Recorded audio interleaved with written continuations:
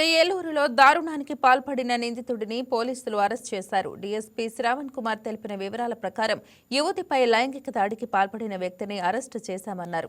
నిందితుడు జగదీష్ అనే వ్యక్తిపై 10 కేసులు ఉన్నట్లు విచారణలో తేలిందన్నారు.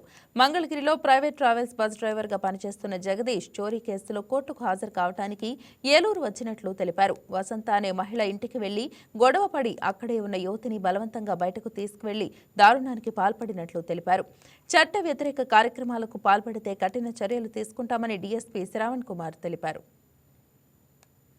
టూ టౌన్ పోలీస్ స్టేషన్ పరిధిలో జరిగినటువంటి ఈ యొక్క మహిళపై అత్యాచారం కేసులో ముఖ్యంగా ఏంటంటే 2వ తారీఖు రాత్రి సుమారు 2 గంటల ప్రాంతంలో ఈ బాధితురాలు దగ్గరికి ఈ జగదీష్ అని సస్పెక్ట్ షీట్ హోల్డరు, ఇతను గతంలో చోరీలు చేసిన వాళ్ళ దగ్గర నుంచి బళ్ళును కొని వేరే వాళ్ళకి అమ్మటంతో ఇతని పైన మన టూ టౌన్ పోలీస్ స్టేషన్లో ఈ దొంగతనం కేసుల్లో ఉన్నటువంటి సస్పెక్ట్ షీట్ ఓపెన్ చేయడం జరిగింది.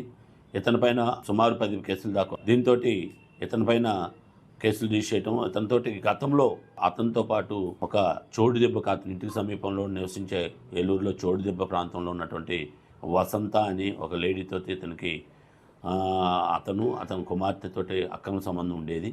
ఈ క్రమంలో భాగంగా ఇతను కొన్నాళ్ళు నుంచి మంగళగిరిలో ఆర్టీసీ హైర్ బస్సుల్లో డ్రైవర్గా పనిచేస్తూ మంగళగిరిలో ఉంటున్నాడు.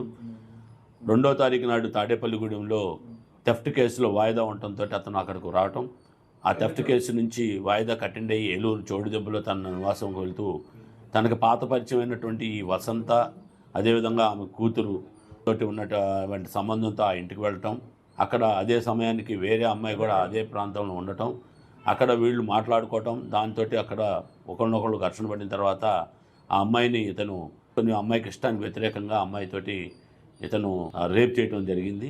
సో దాని మీద తర్వాత అతనితో పాటు అతని ఫ్రెండ్ అయినటువంటి 2వ ముద్ద అయినటువంటి భవానీ, ఇతను కూడా ఒక 307లో కేసుల ముద్ద గతంలో.